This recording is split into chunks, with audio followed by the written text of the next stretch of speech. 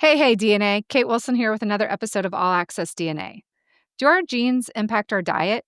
Can we change our lifestyle to match our genomic profile? We talked to Natalie Samson, a genetic counselor who is certified in integrative and functional nutrition, to find out what is possible with nutrigenetics and functional health. She shares with us information on the impacts of nutrigenomics, how to evaluate testing labs, and the integration of lifestyle genetics into traditional medical care. Let's get started.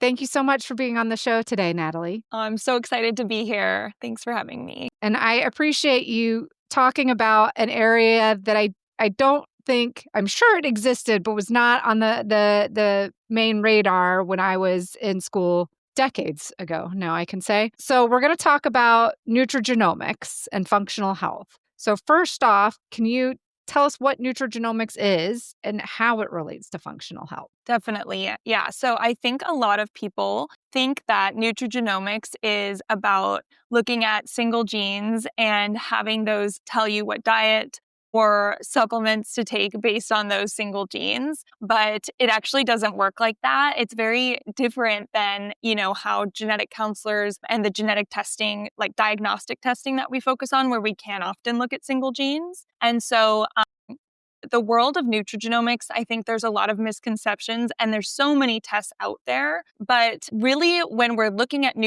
when we're looking at nutrigenomics, we want to actually look at how multiple genes are interacting together within biological pathways. So it's almost similar, if anyone has heard of polygenic risk scoring. It's somewhat similar, but not quite the same. But when we look at multiple genes within pathways, we can kind of assess if there's a predisposition for something. So for example, with nutrigenomics, one of the pathways we look at is the inflammatory pathway. And so in the inflammatory pathway, there are many genes involved. And so someone might have variants that predisposes them to be in chronic inflammation or just have sensitivities to inflammatory triggers. And when we understand that whole pathway basically score, we can kind of assess, okay, do we want to include more anti-inflammatory foods in their diet? And other things that we can consider remove inflammatory triggers. So that's just one pathway. But I think that's a common misconception is we're not looking at single genes, we're looking at genes and how they work together. And the other thing is that my training with nutrigenomics, I've found that I don't really love the word nutrigenomics or nutrigenetics. Okay. Because we're looking at so many different biochemical pathways in the body, and it expands beyond just nutrition. And, I think nutrient absorption and nutrition is only one small piece of it. So oftentimes when I describe it to patients, I'll say something like lifestyle genomics, but I don't think there's actually a very good term for it yet, since it's, I think relatively new in the genetic world. Mm-hmm. And so, describing it in a little bit of a different way. But I love to use nutrigenomics and genetic data or lifestyle genomics data for patients and how it relates back to functional health, in my opinion, is because functional health is really the idea of looking for the root cause. Right. And so if someone comes to us, with various symptoms, sometimes this genetic testing can be really beneficial to identify, one, the root cause, and the second piece is personalization, which I'm sure we'll get into. But I think those pieces really help bridge it back to kind of the world of functional health. Well, and that's very helpful because I feel like functional health is almost become sort of like a buzzword or incites spiciness probably on different sides in terms of, is this a real medical thing? Is it not real? And so that helps to understand. And so functional health, I mean, is it more functional health genomics? Like we're trying to look at different signatures or gene signatures, combinations of things to help inform treatment or diet, lifestyle, like again, to kind of pull it in more holistically rather than, like you said, focusing on a single gene. Whereas that, an example of that might be like a BRCA or a BRCA gene. We test a mutation, we know it's there or it's not. And then we know that it's a significant increase for these certain cancers. So here are the steps we take. In functional health and functional health genetics, it's more, let's look at the combo of this, but then also relate it back to what's going on with this person. Exactly. That's such a big piece too, is I always say that we want to make sure we look at this information in context with not only, personal health, but that's where I think genetic counselors play such an essential role as well, where we can put on our genetic counseling hat and look at it in terms of personal and family history. And then that's also what we love to do in our practice is really just emphasize working with a team to make sure, we're able to look at other markers as well that providers have helped patients understand, such as like blood markers. And so, really putting it in context is key. And sometimes, like you mentioned, sometimes in order to explain the difference between the tests, I will use the concept of penetrance, which is a very genetic term. So, the way I describe it to my patients is that some genes are really impactful in our bodies, or those changes in those genes are very impactful. So, there's kind of like this spectrum. And so, if an individual is born with, what we call a mutation or a variant in a gene and that change is very impactful, that gene's very impactful, that can give a diagnosis of a genetic condition, right? Like Hmm. Huntington's disease, for example. And then we have kind of this spectrum, right? BRCA and it is an example of, someone might have a mutation which increases their risk. It's a pretty significant increased risk, but it's not 100%. And so when we're doing nutrigenomic and genetic testing, we're looking at the other end of the spectrum of very low penetrance genes, where that's why it's really important not to look at them individually and then assume there's a diagnosis. That's why it's helpful to look at them together because yeah, low penetrance basically means like if you have a change or a SNP, single nucleotide polymorphism, which is just, a small change in a gene on that side of the spectrum, it does not mean you have a diagnosis or that we want to do more clinical recommendations, such as screening surgeries and pharmaceuticals. We won't do that for nutrigenomic genes. So that's where we get more information to support the patient in more of a diet and lifestyle perspective versus more of and we can talk about that more, but that's why I think combining them can be so Yeah. helpful sometimes too. Yeah. Tell us more about how the genes actually influence the way we respond to like foods or supplements or diets. Like you mentioned pathways and you use the example of the inflammation pathway. How else do genes impact the way we respond to the things that we're putting into our body? Definitely. And also there's, the concept of just briefly, there's nutrigenomics and then there's nutrigenetics. And so, they're kind Okay. of used interchangeably, but one is basically, how our DNA code influences things that we process and consume. And then the other is how things that come into our body, whether that's diet, exposures, etc., influence our genes. And so there's kind of this working relationship. But in general, when we're doing testing, so yeah, like I mentioned, inflammation is an example. I'll do one example, that's more specific to nutrient processing is we have genes associated with fatty acid metabolism. And so sometimes people have variants in these genes that can impact metabolism and absorption of fatty acids. So for those patients, for example, we might support it with omega-3s or different timing strategies. And so, in terms of the science behind it, we're looking at genes associated with enzyme speed.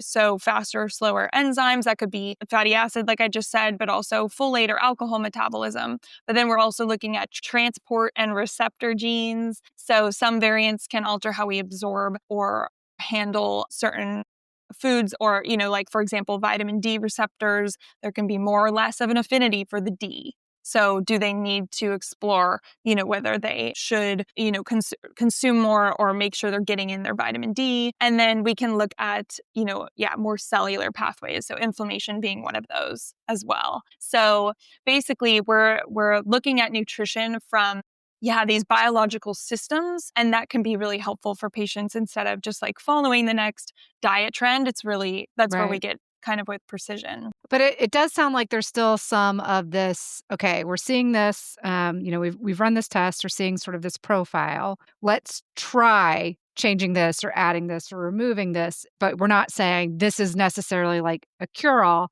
but this at least tells us something to try first rather than kind Exactly. of having so many choices to start. Exactly. And that's when there's so much importance with combining this type of testing with blood testing as well, because then we can actually track markers. So sometimes it can be helpful for people to do these tests and then see, oh, maybe I should test for these markers within my blood instead of just going and trying to get a whole different panel. It's kind of complex with how many blood markers we can test for. And so Mhm. then that's when we work with providers, and then maybe they test their vitamin D and they are deficient, and then we can help them get in sources, and then we can recheck it. So that's where we can kind of also assess, if things are really helping or working. But like you said, it's definitely, we're never saying that we're curing anything with this information. It's more, how can we personalize those things? Right, right. Which is, I mean, I think where we wanted to get with a lot of genetics is figuring out how do we tailor the intervention or the management to the patient. You mentioned kind of not necessarily like being nutrigenetics, but also like lifestyle genetics. So, how does genes, nutrition, how does that influence, or maybe lifestyle factors, or just how does lifestyle influence the genes and nutrition? I mean, back and Yeah. forth. So, like things Yeah. like stress, sleep, exercise, like how do you pull all of that together? Yeah. So going back to, let's say someone has a heightened inflammatory genetic profile or pathway. Examples of how, things that can influence that is if the person's under chronic stress, if they're eating potentially a lot of sugar, if they're exposed to things that are just inflammatory in nature, then that might impact them even more than someone else in terms of inflammation. And so, that's an example of kind of how other things can influence, what we're seeing in the report. Another really helpful, I think, example is the HLA genes when it comes to celiac.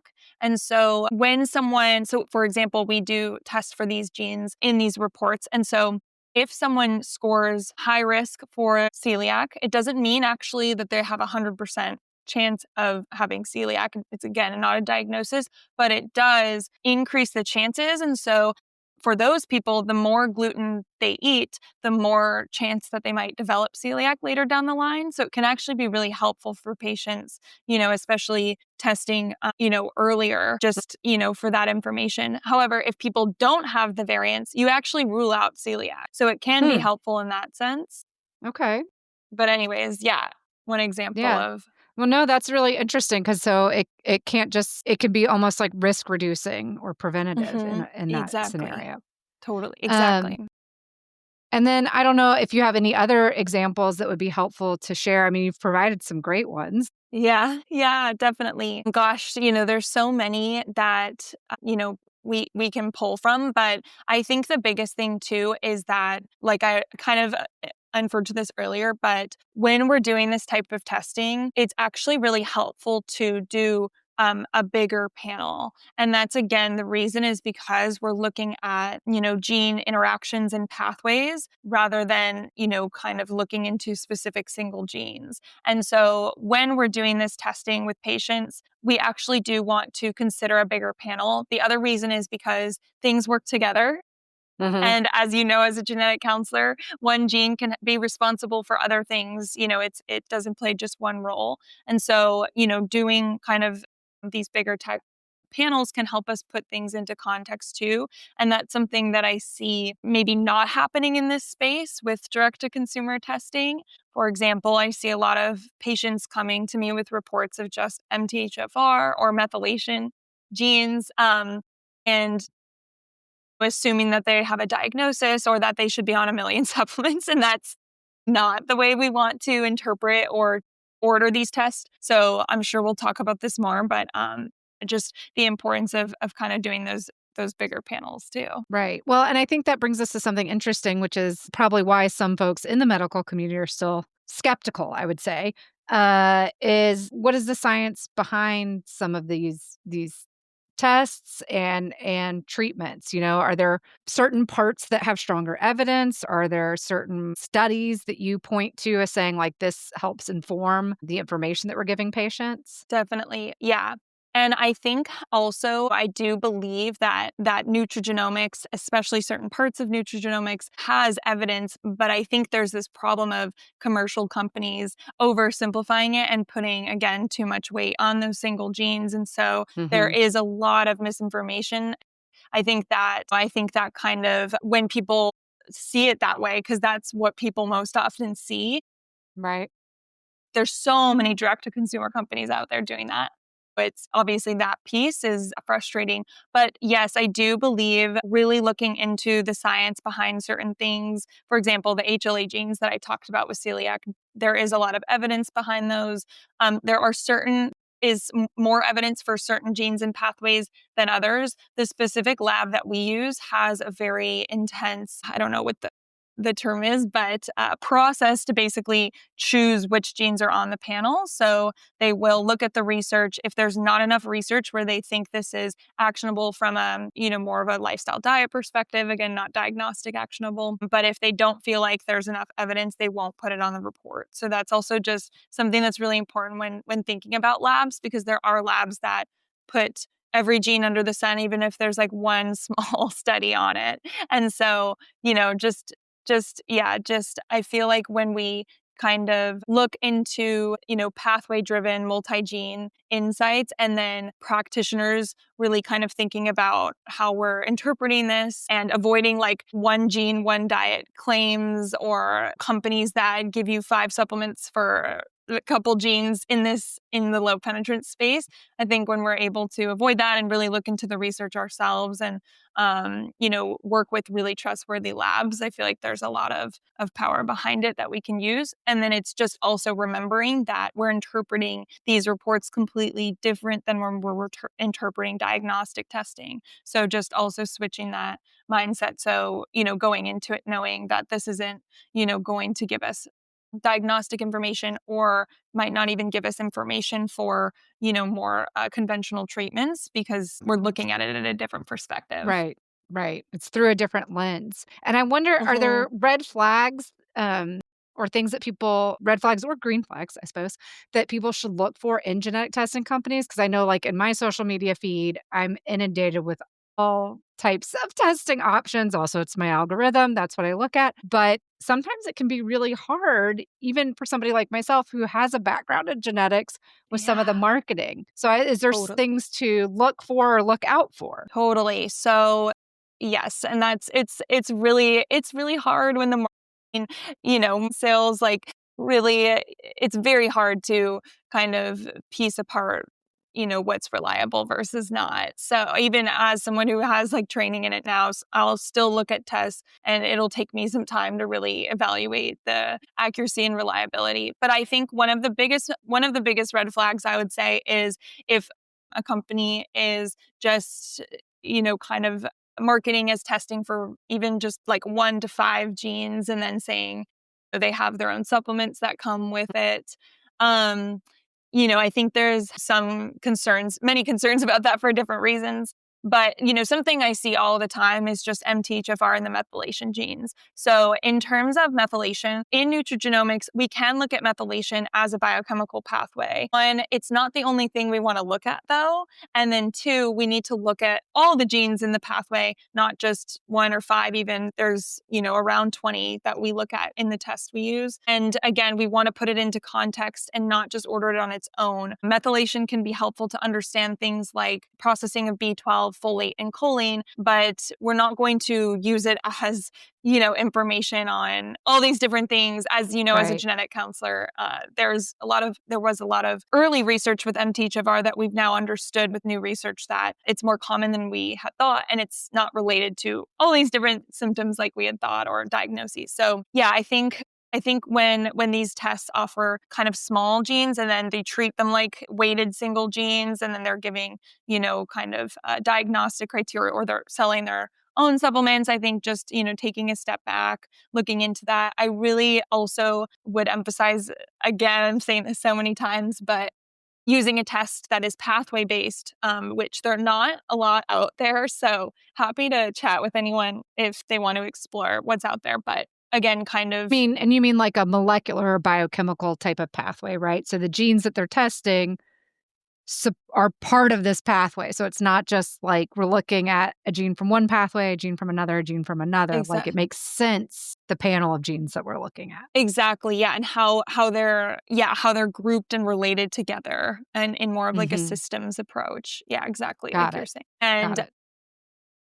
the other thing too is I just have to mention how important it is to have qualified practitioners interpret these results. I think that genetic counselors, when furthering training in it can be really, really helpful to be in this space to help with avoiding misconceptions because I have a lot of patients who have had results interpreted by someone that maybe didn't know anything about genetics. And so it's even more confusing for the provider and the patient. So, and then I also, there are also, I found dietitians that have a lot of training in nutrigenomics. So just really finding like a qualified practitioner. And then the last thing I'll say too is just as genetic counselors, we always talk about the importance of understanding just your privacy, where is data stored, who can access it, understanding laws like GINA stands for Genetic Information Non-Discrimination Act.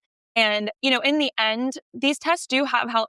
These tests have health information. Some of the tests have ApoE, for example, which is a gene related to Alzheimer's risk.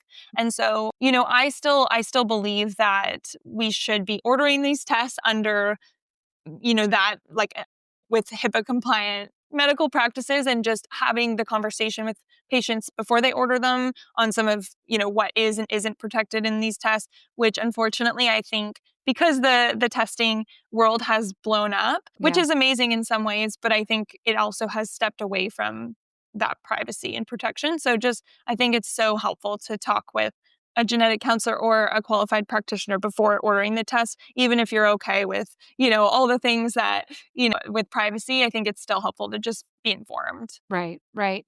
Well, and I think that brings up some things to look for. It's just sort of like the content of the test, does it make sense? And you might need additional expert help to kind of go through all of that. And then like you said, are they selling additional things? Is there something else, going on? And then the data and privacy is, I think, a huge issue, which we've seen come up before in some of these companies. How do folks find a provider like yourself or like some other ones, like you mentioned, some dietitians? Like, I don't know if there's like a central repository where people can go and find somebody in their area. How would somebody even start that? Totally. Yeah, that's a good question.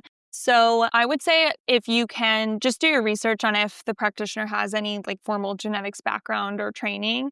That's one step. It's hard because there are practitioners, across the US. So when we're referring to it's sometimes in a totally different state. So if you are, finding a provider near you, just seeing, do they actually have genetics background or any genetics training? And then I also think there is a resource that we can potentially share as well called 3x4 practitioner platform, I believe. I Okay. can get the exact link. Yeah, we can put it in the show notes.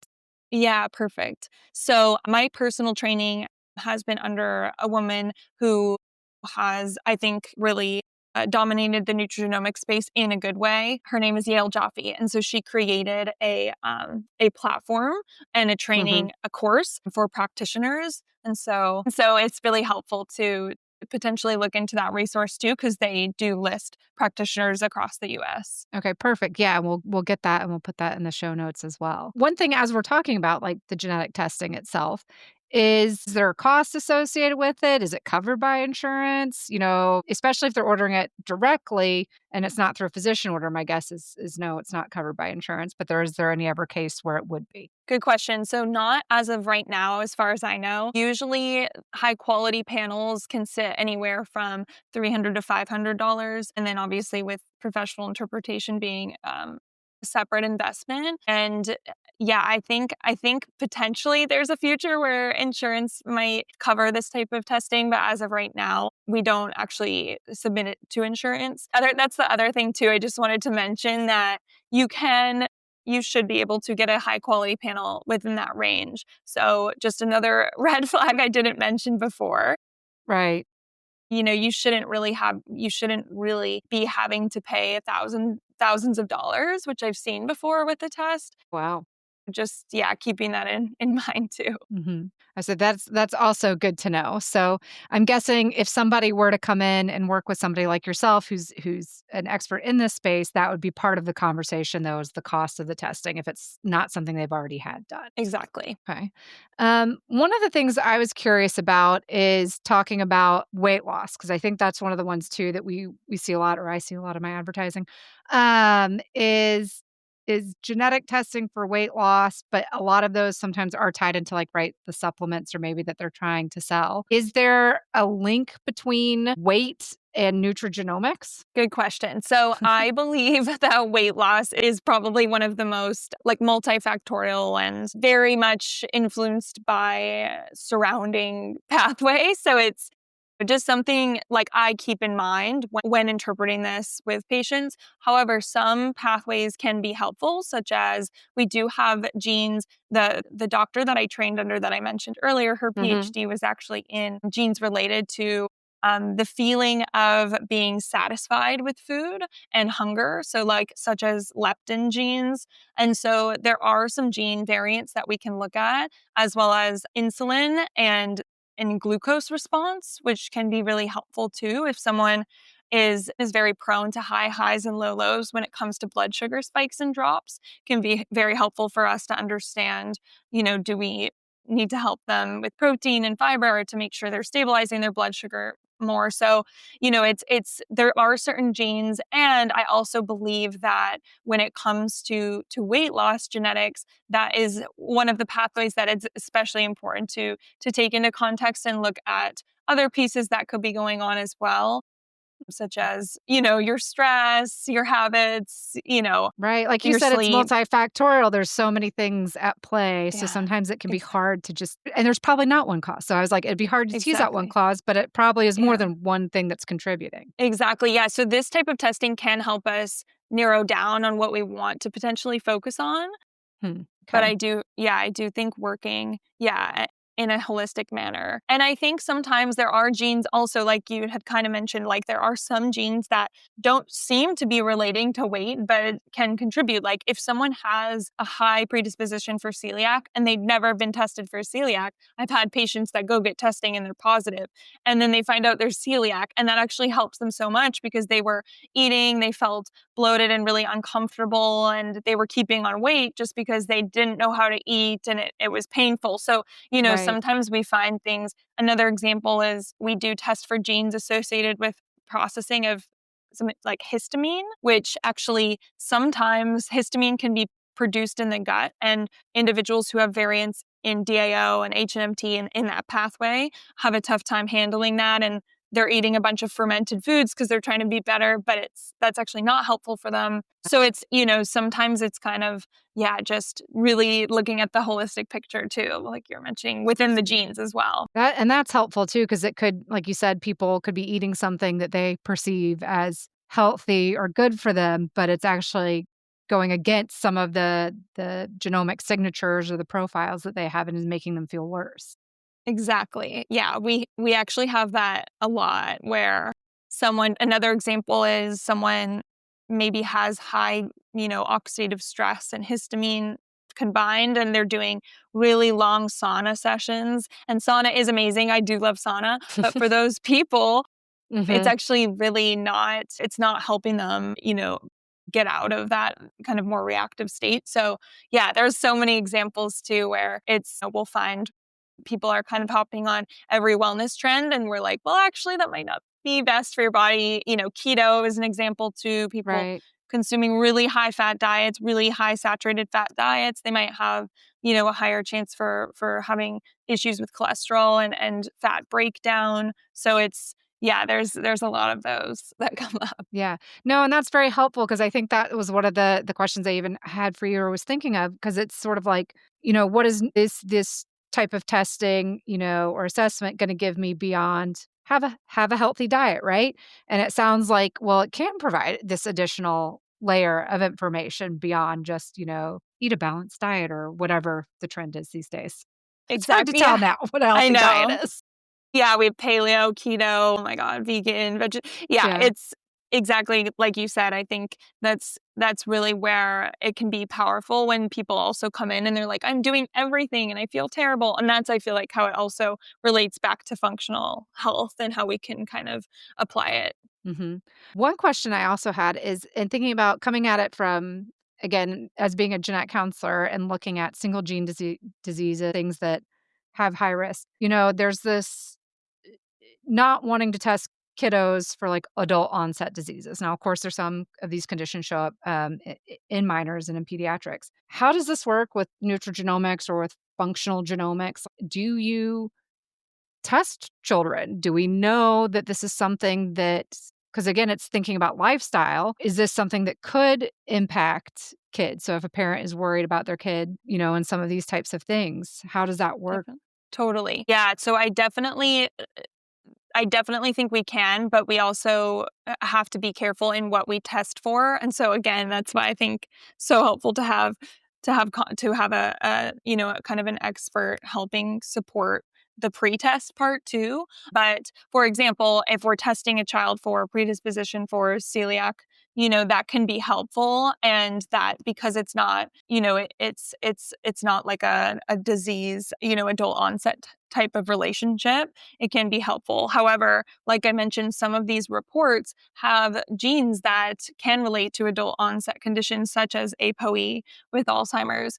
And so that's something we do in our practice is if we are considering testing children, we will actually talk with the parents about removing those genes off the report or not testing for them to make sure that the person is 18 and has the autonomy to choose if they want to know that information. So that's where kind of I think pre-test counseling becomes essential, and then always making sure that we pair guidance with we pair it with pediatric guidance as well. And again, work with the provider to make sure, a lot of these labs won't, if they do give recommendations, they won't cater it to younger populations. So we have to really make sure we're like hands on with that, with whoever the legal guardian is or the parent, so we can appropriately interpret and everything. Right, right. I think that's a huge concern I hadn't thought about is I wasn't even aware that some of the genes were like ApoE or some of the things associated with that. So yeah, thinking about testing kids for that and they don't know that that's part of the report. I mean, even there's a challenge too with adults getting this information that they were not anticipating. Um, Exactly.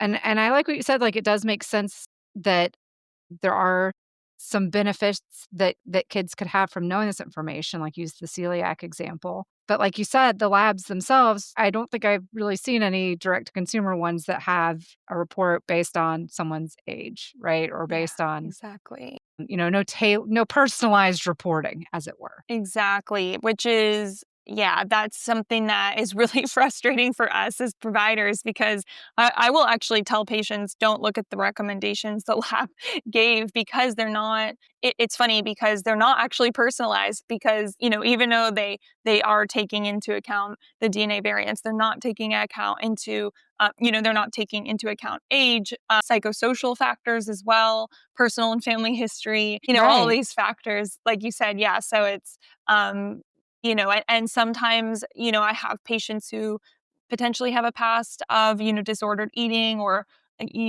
some, potentially an eating disorder. And then the results are kind of putting them on this very restrictive Mm, diet. There's just right. examples where that's why I think working, with providers again, so helpful. Yeah, and I would say it does open up this whole other discussion about, like, what do we mean when we're talking about personalized medicine, right? Is it Yeah. personalized to your DNA, but does it make sense with all these other things that we know about you as the person? Exactly. Exactly. Yeah. I think that's so important in the world of personalized medicine to have that human aspect. Another reason why, I have patients who will say, I put my report into AI and I'm like, well, actually it's not very helpful for many reasons, but also just a big one being like AI has no idea any of the context behind anything for you personally. And then also, of course, potential for inaccuracy, but yeah, definitely. Right. One thing too that I think we're seeing on, I guess, I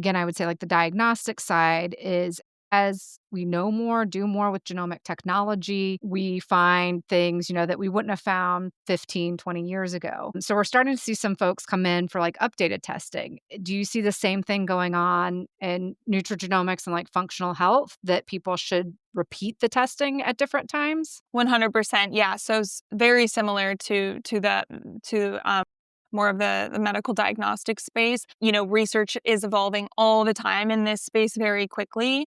And the genetic testing lab we mainly use will look into it and look into updates. And so they just had an update this year, and it had been 4 years since they updated it to include genes that have enough evidence to be on the report. So I think as research evolves and also potentially life circumstance changes as well, it can be helpful to look back into potentially update testing. Just as a reminder to everyone, our DNA code doesn't actually change. So when we are looking at these specific variants, it's not necessarily that those variants would have changed for you, but what could have changed is we discover new genes or we have new technology to look at that specific gene or find a new variant within that gene. So, I just say that because I have had patients that say, well, in 5 years, will this report change for me? Like, because I'm doing different things. And that's when we're kind of talking about epigenetics. We're not talking about the DNA code you're born with. So, Right.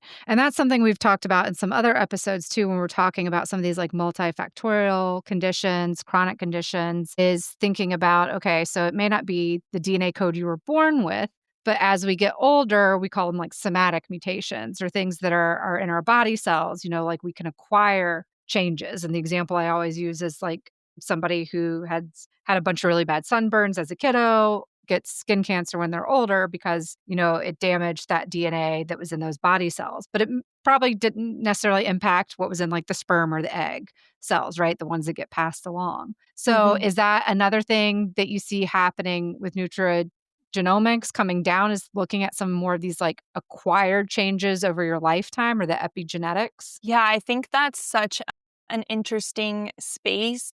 I will say right now, from my perspective, with the science and technology we have, it's still tricky to look at the somatic changes.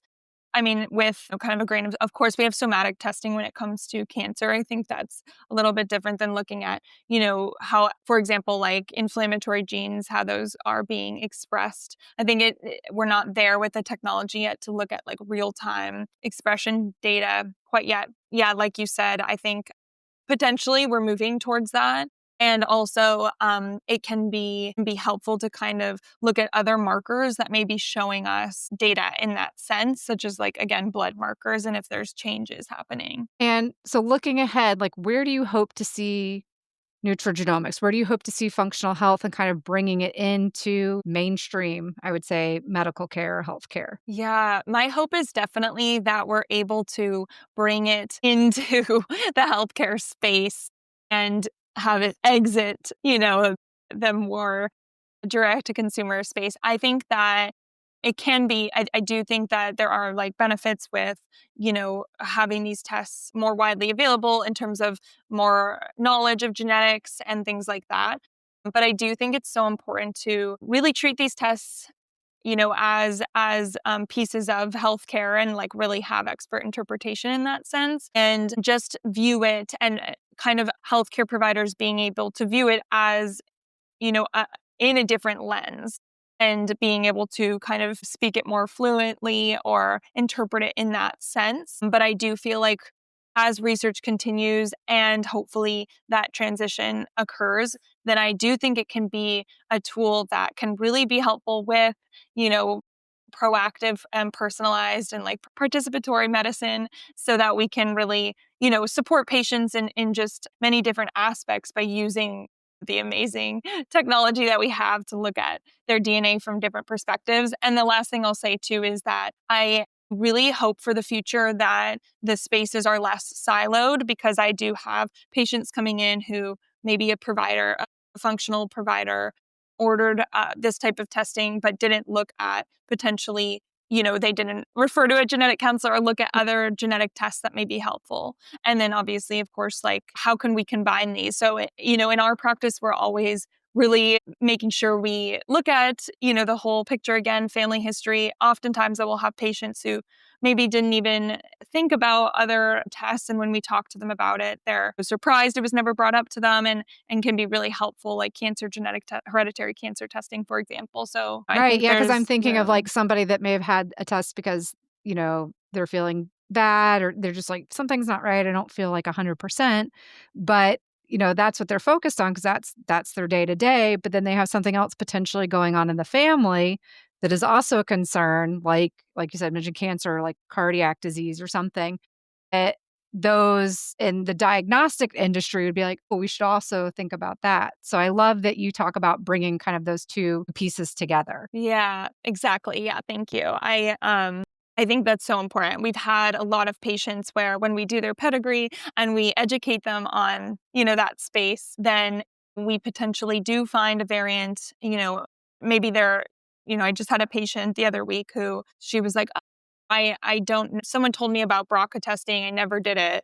My mom did pass away at a young age from breast cancer, et cetera. So Uh-huh. we talk about cancer testing. We've had patients come back positive, and they're so grateful because they didn't even think about that on the radar, but now they're able to be proactive and use that information as well. So yeah, like you said, I think combining medical and more diagnostic testing with this world, I think is key too. So we're not, especially in this world, we're not missing that huge important piece that us genetic counselors are really well versed in. Definitely. So before we wrap up, I did wanna ask, is there a place that we should send folks to find you if they have additional questions or they wanna learn more about the services you provide? Definitely. Yeah. So our website is www.goldengeneticshealth.com. And I'm always open to chat as well. So if you want to email me directly, my inbox is open. It's Natalie at goldengeneticshealth.com. Right, thank you so much for being open and for sharing even the email. So we'll definitely put the info in the show notes. And then, Natalie, I've just really enjoyed this conversation. I have learned a ton within the last 45 minutes. So just appreciate you being here today. Oh, thank you so much for having me. Really appreciate it.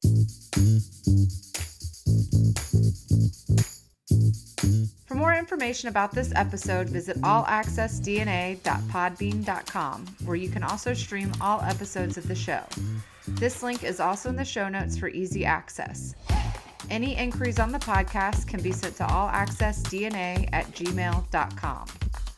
Check out our Patreon at patreon.com/allaccessdna and consider donating to get bonus content, submit questions for our guests, and connect with other genetic curious individuals. Note that this podcast is for entertainment and education and is not intended to be a substitute for professional medical advice. Please consult your physician with any questions you may have regarding your health. Please rate and review the podcast on Apple, Spotify, or wherever you listen. This helps other people like you discover the show. All Access DNA is hosted, produced, and edited by Kate Wilson. The logo design is by Designs by NKJ. Thanks for listening and join us next time.